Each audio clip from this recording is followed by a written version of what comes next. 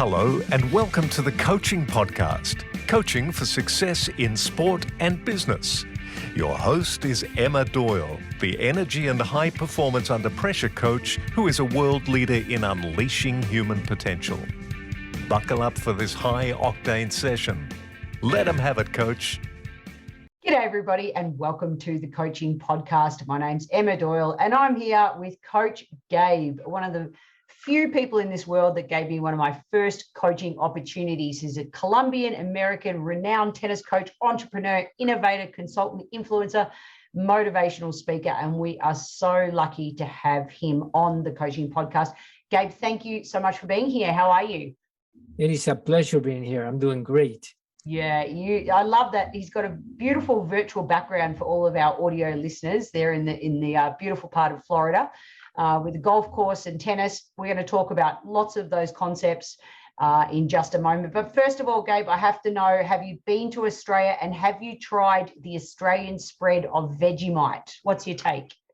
I haven't tried the Vegemite, or I don't recall trying it. My wife loves it. I don't remember, but I have many, many good memories in Australia. Yeah, I'm sure. The Australian Open, it's certainly one of my favorite Grand Slams. I know I'm a bit biased there, but there's something special about the Australian Open, isn't there? It brings me a lot of good memories. I remember one year, especially when Courier won, I think it was in 1992. I've never seen anybody so focused. He played so well during the whole tournament. I think in the whole tournament, he only lost one set, and that was in the finals against Edberg. Mm-hmm. But I mean, the level of concentration, the level of play was magnificent. Mm. When he won that tournament, it's a cute story. When he won the tournament, Akubra was one of the sponsors of the tournament. So he gave him a nice Akubra hat. But Jim didn't like the hats. And I said, well, give it to me. I put the hat on. I went to the academy with the hat. At the beginning, it was more like a joke. That was, I don't know how many years ago. I never took it off. That's my trademark, my nice Akubra. I love Another thing that I like a lot about Australia, is I like Perth a lot. And I like the Windy City. I like the Black Swans. But what I remember the most is that neighbors used to build tennis courts, among themselves. They used to build a court for two houses, grass courts, and they play. And I thought that was fantastic, how the neighbors could get together to build their own court, nice grass courts. I thought that was beautiful. So now I have beautiful, beautiful memories of Australia. Yeah, and not to mention then when Jim Courier jumped in the Yarra River. I don't think anyone's jumped in the Yarra River since. But look, in which case, because your wife loves Vegemite, why don't we go, could you share with us your best coaching moment and what might be some of the lessons? Let me start with a very good way to start, put it this way. It was 1991. I was in Spain giving a clinic. And I was young. And I was showing everybody how modern tennis was going to be playing very close to the line, taking time away from the opponent, no backing up. And basically, I showed all the drills, returning aggressive tennis, playing on top of the line, aggressive tennis, no backing up. I thought I did a fantastic job. I mean, the crowd was clapping. I came out of the stands thinking, man, I did it. Well, the one that followed was Pato Alvarez. And Pato at the time was the best coach in the world. And he goes out there and he goes, Gabe, he's going to be a good coach, but he still has a lot to learn. He's a rookie. He thinks that tennis can be played that way, and there's no way tennis can be played that way, not even on hard courts. You have to back up, because remember the drills and the Spanish drills were basically up, down, move back, move forward. My drills were forward, forward. So after he said that, that was it. I was crushed. He's like, nobody talked to me anymore. Oh, this guy is the rookie. He has a long way to go. But the French Open was a month later. This is 1991. So Agassi and Courier in the finals playing that aggressive type of game. And at the same time, Monica Seles in the finals of the girls, killing everybody, playing that aggressive type of game, which I call it was the modern tennis. So those type of stories, when you look back and you go, because I never went back thinking he's right, I'm wrong. I always thought, I know I'm right. And I know this is the way to play tennis. I know this is the future of tennis. So he did a lot, for my career. But I have another story, another good story if you have time. Another good story is we are in Japan, and the Morita Foundation will hire me every year to go and scout one player. So when I went to Japan, I was looking for one player that I was supposed to bring to the academy to train, and they were supporting the player for the next 8 years. I look at this kid, and he was Kei Nishikori. He was not that tall, but he was very fast. Beautiful forehand, beautiful backhand, horrible serve. And he was number 3. There were other guys that were better. Fumi and Genki were number 1 and number 2. So in the coaches' meeting at the end, when they asked me which player I was going to take, I told them Nishikori. And then Japanese, they started talking with each other for 15 minutes. I didn't know what was going on, but they were going back and forth. And they were saying, no, this guy has never won anything. The other guys have already a proven record. They are very good players. I think we should give the opportunity to one of them. And they kept going back to me, and I kept saying, I take Nishikori. And I tried to explain to them that when I look for talent, I'm always looking for 2 things. First, that the player has to have the weapons. If the player doesn't have the power on the stroke, power is something we cannot teach. The player has the power, or he doesn't have the power. So I told him he has more power than the other 2, and it's something you cannot teach. But the most important thing for me was that he played without fear. When it was a 2-day event, but on the last day, I put him to play a round robin, match points, and there were a lot of people watching. It was the Olympic Committee, it was the association, it was the captain of the Davis Cup team, the captain of the Fed team. I mean, everybody that was somebody in Japan standing was there. And the parents were not allowed. Their coaches were not allowed either. I mean, these players were playing on their own. And Nishikori playing those points, I mean, he went for his shots. He didn't care if the ball went in or out. I mean, he was playing some aggressive tennis. And I said, that's the reason I'm taking him. So there it goes against the conversations in Japanese, back and forth, back and forth. Again, I went for one player, so they gave me the 3 of them. I guess they didn't trust my judgment, and I said, well, we'll give you the 3. I said, okay, I'll take the 3. But the one who ended up making it was Nishikori. Yeah. I mean, I think a lot of people don't understand the difference between the talent and potential. And I think that is a big difference, and most people don't understand, the difference. And I was able at that time to say, this is the player that I take. So that's one of the good stories. I love that. I love it. What about on the flip side? Could you share with us a coaching moment that didn't go well? And what? Many. But yeah, me too. Many. I was at an ATP tournament in the United States. I was in Cincinnati, and one player asked me if I could warm him up. He wasn't my player. He was just one of the players. And I said, sure. I started warming him up, and he asked me if I wanted to play a few points, and I started winning the points. So he goes, let's play a set. And I said, okay, let's play a set. And at that time, I was playing a little decent, but I never realized, and I never cared to bother to know, that he was going through a very difficult time mentally, that he was going in a very difficult part of his tennis career. But I was so young that I didn't care even to bother to think about it. So in the next court was Ion Tiriac. He was with Guillermo Vilas. They were playing at the time. Tiriac was the best coach in the world. So in one of those changeovers, he calls me and he goes, who are you? And I was very proud. I say, I'm Gabe. And I extended my hand to shake hands. And he didn't even shake my hand. He looked at me and he goes, are you a player or are you a coach? And I say, I'm a coach. You call yourself a coach? You see what you're doing out there? You see all those people outside? And he pointed at me to all those people outside. All those people paid the tickets to come and watch him play. They didn't come to watch you play. They came to watch him play. And here you are destroying his confidence. He's going to go in that match because you warming him up. He's going to go in that match. He's going to lose, and it's on you. And players, coaches like you, they don't deserve to be in the circuit. And he was like very animate about it.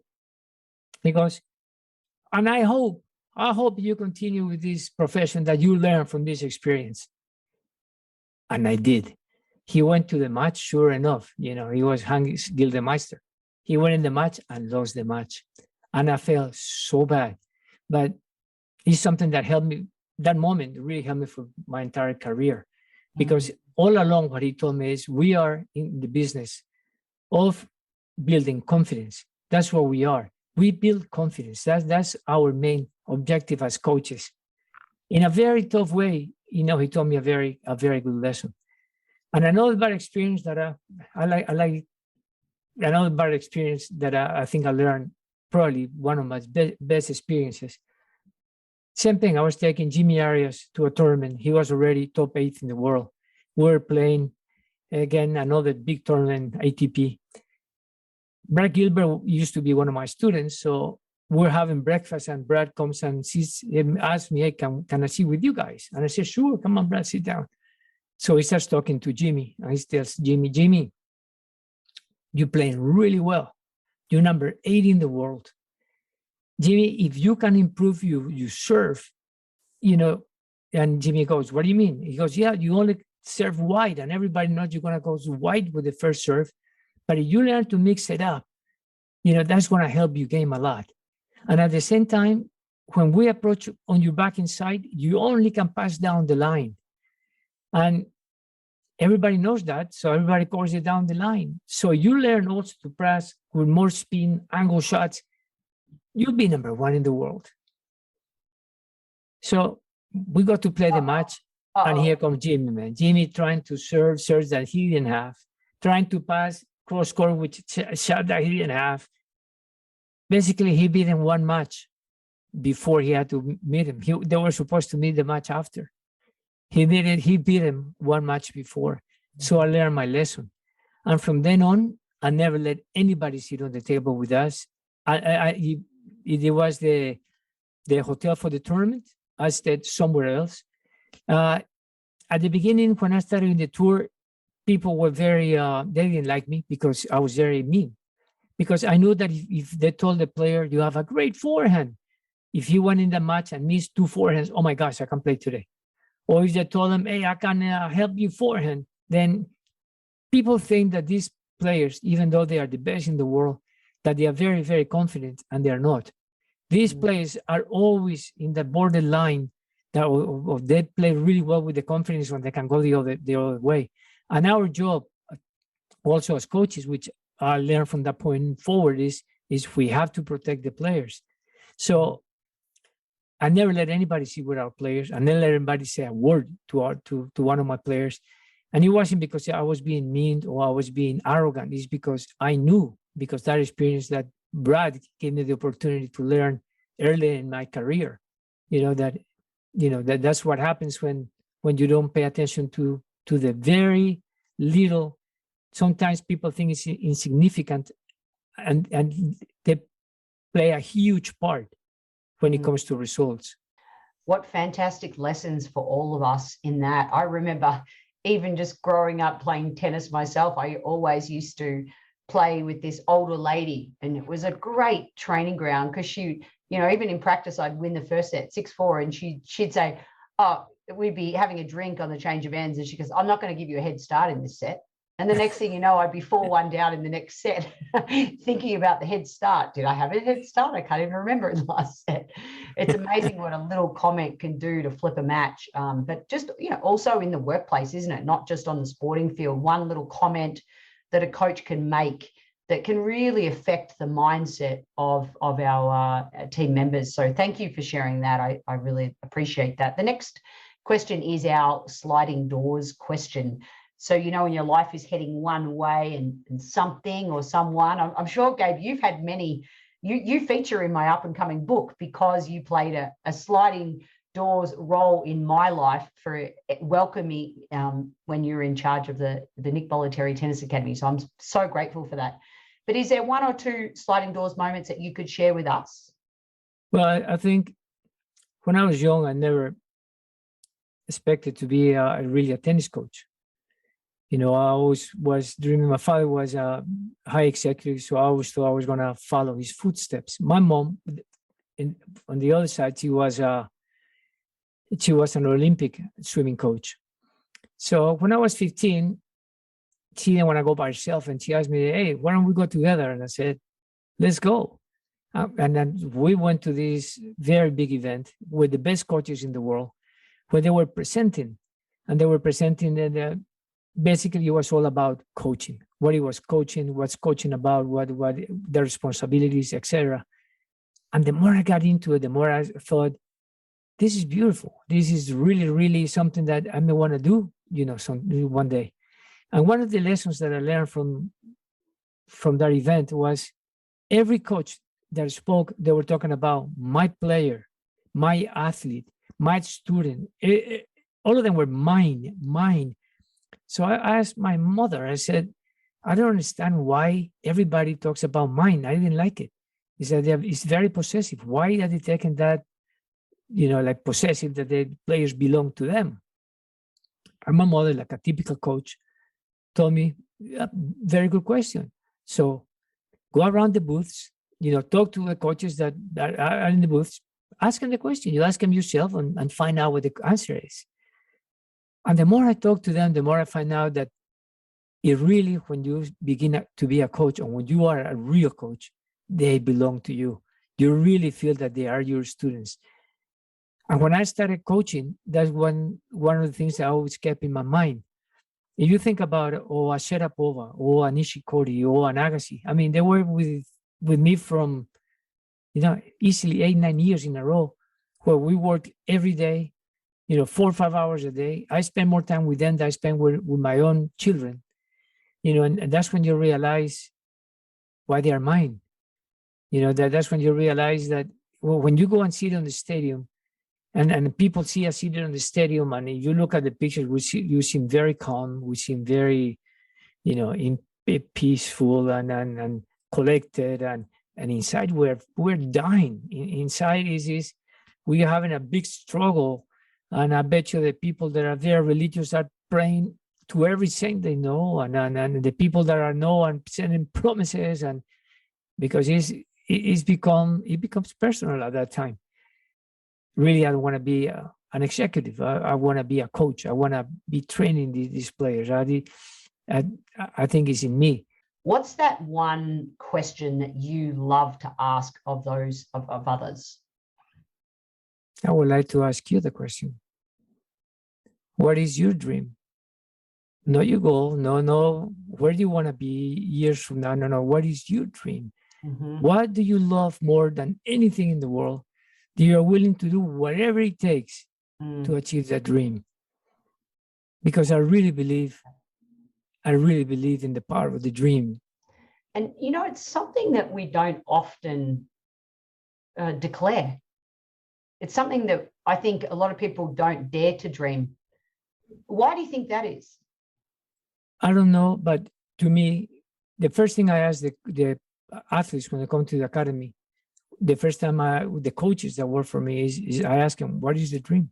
I talk about a dream. When I ask about a dream, I'm expecting a big dream, not a little dream, something big. Now, all those guys that I trained before, if I think about Agassi, or if I think about Nishikori, Monica Seles, every time I ask them about the dream, they always told me number one in the world. But it was already a declaration of purpose. It was already something that they already saw it done. It was something that in their minds, you know, they already had accomplished it. So declaration of purpose. Well, I love that. I love that. And of course, our guiding question I've left for last today, which is in 1 to a maximum of 3 words. What do you think makes a great coach? Here I'm going to go all over the place, I think.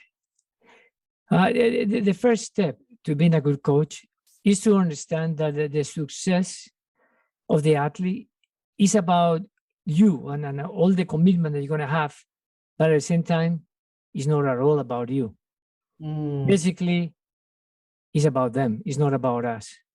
So in a lot of ways, it's not about being a perfect coach, but about being the best possible coach for that athlete at that particular moment. So a coach's responsibility is to guide the athlete to find the lessons within themselves, encouraging self-discovery, rather than blindly following orders, because I think it's an inquiry, thinking to extract, inspect, and underline assumptions and ideas. Like for example, every time we finish a practice, the first thing I ask the players, what do you learn? If they finish a match, what do you learn? What can you do better? We're always asking questions. Was that the right shot? Why? So basically, we don't tell the students what to do. What we do is we suggest how to do it. Now, if we're going to divide it up into words and I can say, for example, that to me, knowledge and wisdom have to be together, because you have to have the knowledge. But at the same time, you have to have the wisdom. The knowledge is something that we have to be able to apply. And if we don't have the wisdom, we won't be able to apply that knowledge. For example, I need to know my player. I need to know if he likes high intensity, low volume, or the opposite. I need to know what makes him tick. And then to me, that's part of wisdom. We need to figure out, who do we have in front? What is he trying to accomplish? How can we really tap into his well-being for him to really, really excel? The part that has helped me the most as a coach is planning, because we are builders. We as coaches, we are builders, and you cannot build anything without a plan. And what I see a lot in coaching is that they don't plan. The plan is very important. If you don't have a plan, especially you don't have a plan in writing, and you're able to follow that plan, and you are able to work on the plan, and you have to be able to know when to ratchet up or when to slow it down and when to play with it. The coaches have to have a discipline. When we talk about values, they have, in that same segment, they have to sacrifice, because if we admire people that we admire, we usually admire them because they are fighters, because they never give up in anything in life. So that's part of coaching. Coaches have to have, in a way, those three things that are important. And the last thing that to me is crucial to be a good coach is you have to have the passion. You have to love it, because as coaches, we really live it. We really live it in every cell of our bodies. In every cell of our bodies, we live it. We work 24/7. We put our students ahead of our families. We put our students ahead of everything else. But to be able to do that, you have to love what you do. Without that love, without that passion, it's impossible to succeed in anything you do. So, Gabe, as coaches, how do we find the balance? It is very difficult to find balance.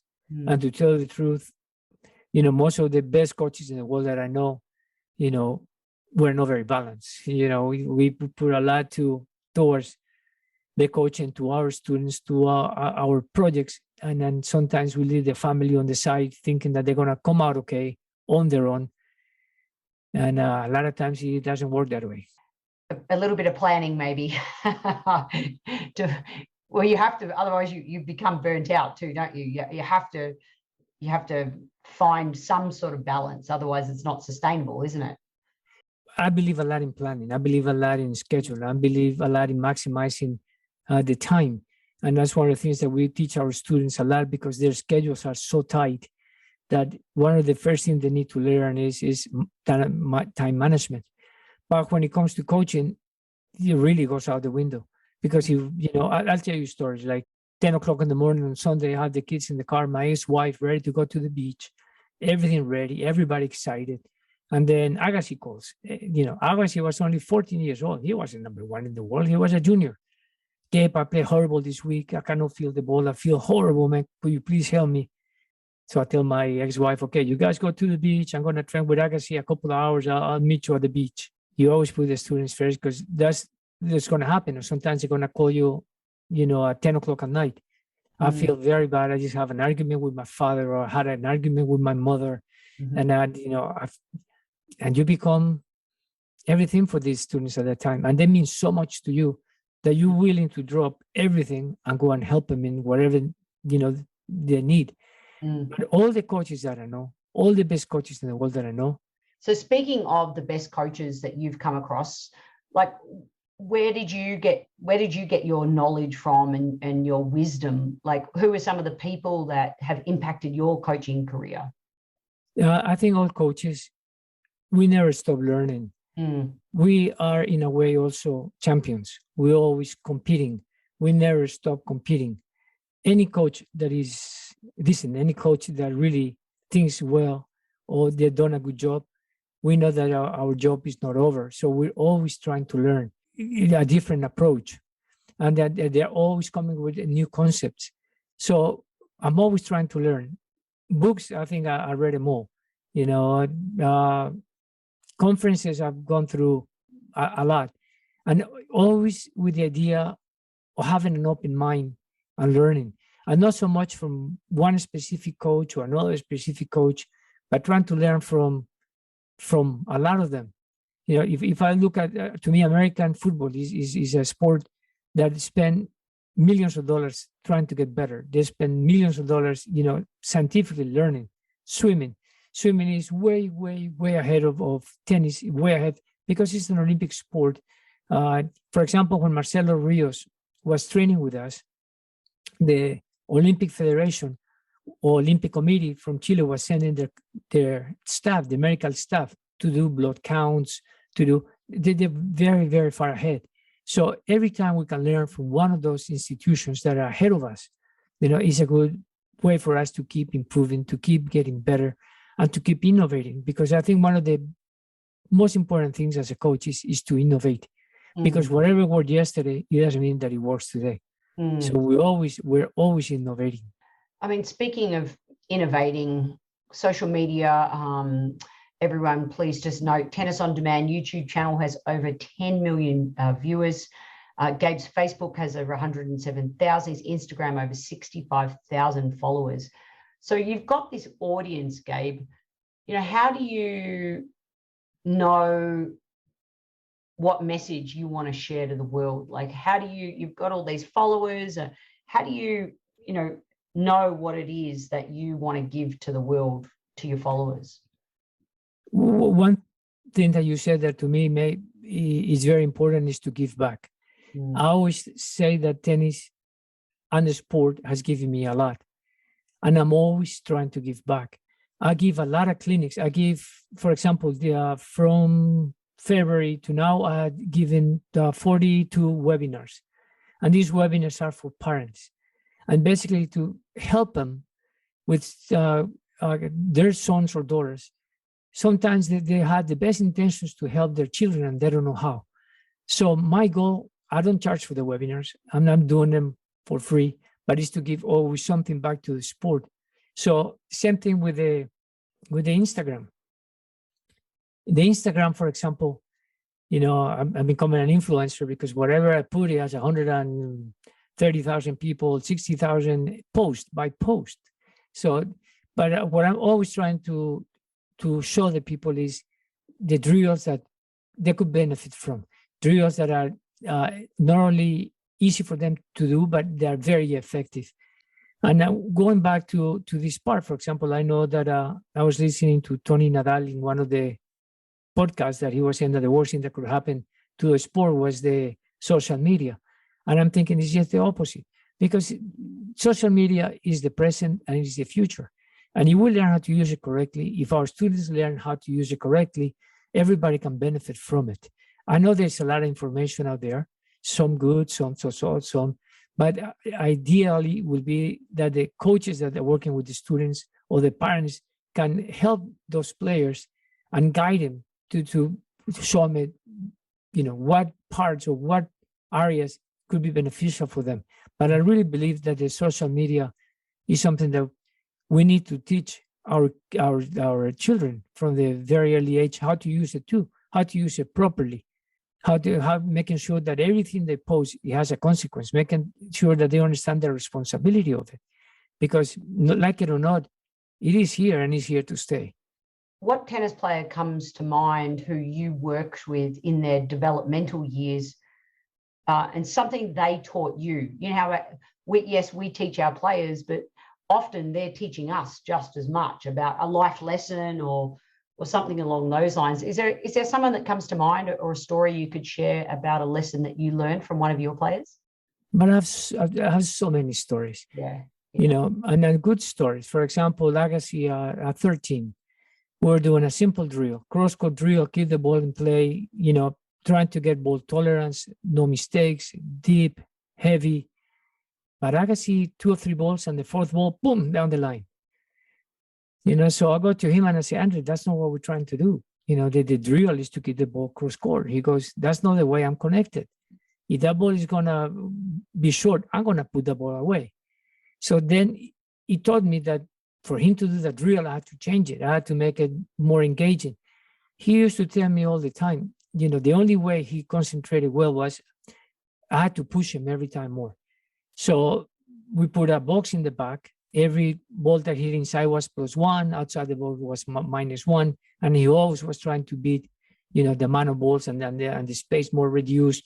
But that's the way he trained. So he trained in a very different way. His workouts were a little shorter than Sampras, for example. But at the same time, his way of thinking was different than Sampras. Sampras was more about repetition, because he said, once I get the repetition down, I don't have to think in a match. I'm going to play automatically, and I'm going to make better decisions. 2 players from the same academy, but completely different way of thinking. But they were very, very good about telling you how they felt, telling you, this is the way I train, this is the way I think, this is the way I perform better. So we always learn from them. You know, Monica Seles with the repetition. Nobody did more repetition than Monica Seles. By far, the most talented player I ever trained in my life was Monica Seles. But also, I never trained anybody so disciplined. I mean, she was able to hit the same ball over and over and over and over again without having one little time that her mind went off for a second. Everything was about quality, concentration, focus. So we all learn from those players. And what the good thing is, because I was able to train those players at that stage, I know what to expect from the players that I have today. I know if I have a player that everything is, yes, sir, okay, yes, sir, I know that they don't have what to take. Because all those players that they were young. I mean, these kids were 13, 12, and they were already telling me what to do. You know, at a very early age, they were basically, I had to negotiate with them. The practice, it was a negotiation process. It wasn't like, it's my way or the highway. It was a negotiation process. And that started at a very early age with these students that were not only talented, but they had the potential. Mm-hmm. So today, when I look at the students that everything you tell them, they say yes, but they don't want to negotiate with you. You know, maybe the potential is not there. So when you said earlier, not many people understand the difference between talent and potential, that story highlights what you meant. But can you just expand a little bit more so everyone's super clear on what is the difference?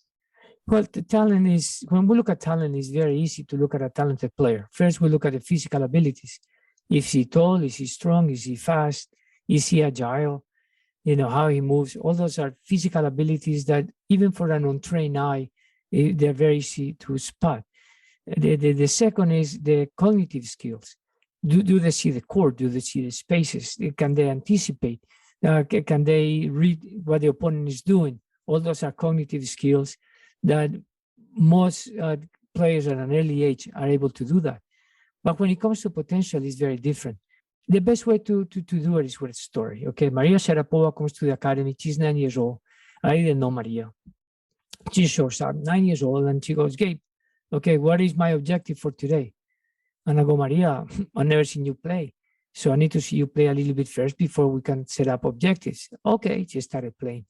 Okay, so what's my objective? And I say, okay, I need to see you play under pressure. And I want to see you play a match under pressure, because under pressure is going to really see what your forte and your weaknesses are. So let me So I'm going to give you 1 week to get ready because you're not used to you just arrived last night from Russia. I'll give you 1 week. No. Give me the player right now. I want to play right now.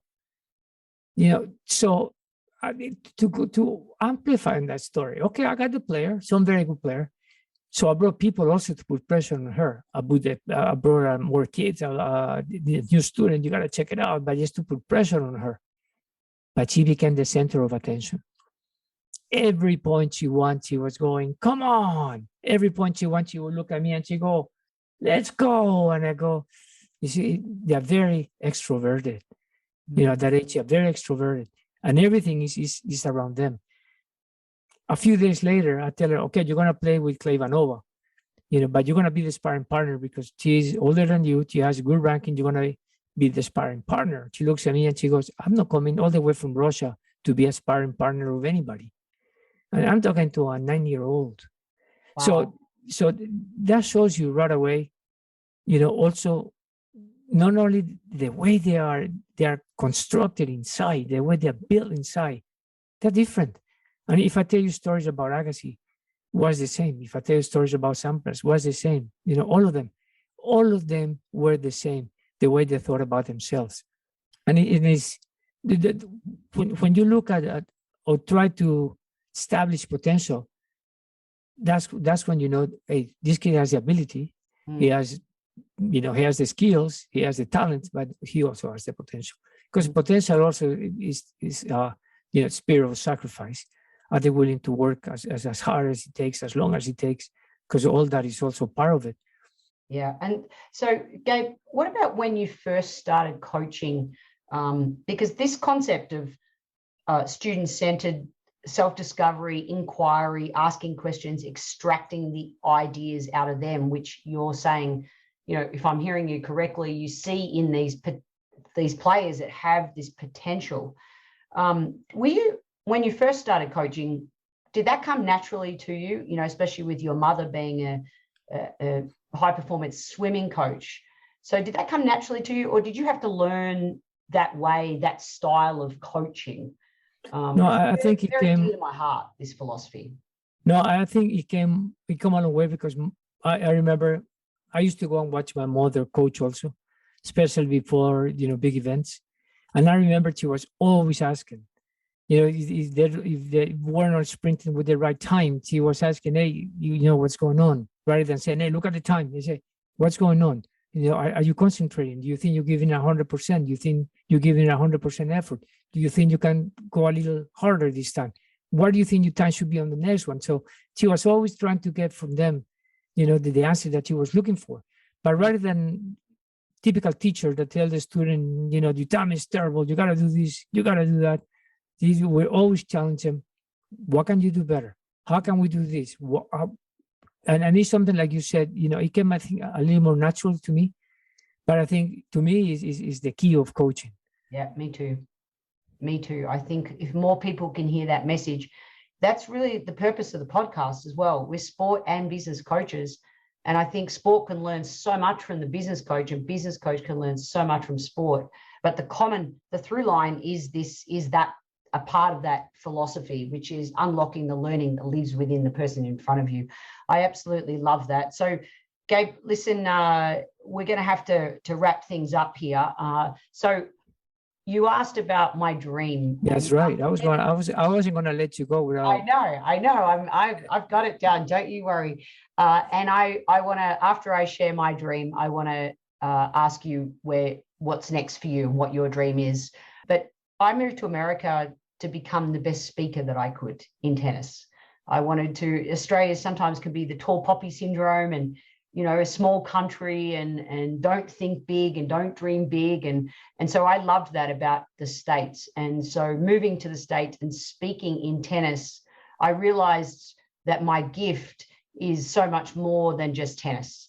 And so being able to be the best speaker that I can on a stage in the States, both in tennis, corporate and sport, that's my dream. And that's what I'm working hard on every day to work towards that dream. So thank you. You're doing a very good job at it. Thank you. But you're right. I think the tennis industry is very small. The tennis industry is a very small niche. And I think what you're doing right now, going more into corporations, going more into general coaching, is really what you should be doing, because that's what it takes, and they need this type of information. Yeah, and sometimes it just takes, one sentence from you all those years ago to believe in me and give me that opportunity when I was so nervous. So again, total gratitude. This has been an honor. But throwing it back to round off the episode, what about you? What's next for you? What's your dream? I think I have accomplished a lot of my dreams. When I became a coach, I wanted to be one of the best coaches in the world. I wanted to make sure that I made number ones in the world. I didn't want to make just a top 100 or be not to put any of those coaches down. No. Yeah, yes, that my dreams were very big. I wanted to be the best. It's a funny story when it comes to that. I went to Nick the first time, and I told him that was my dream, to be the best coach in the world. And he told me, "You don't have a chance. I'm the best coach in the world." So I told him, "Perfect, baby. I want to learn from you. That's what I'm here to learn from you." But anyway, I think what I want to do more in the future is I have a few books that I'm writing that I'm ready to be being published, and I think it's a way for me to keep, more things spread in the word. Trying to make sure that more people understand what it takes to be a coach, what it takes to be a parent of a talented player, and then I think that's my next dream, my next stage is to be able to do that, and also to do some speaking engagements.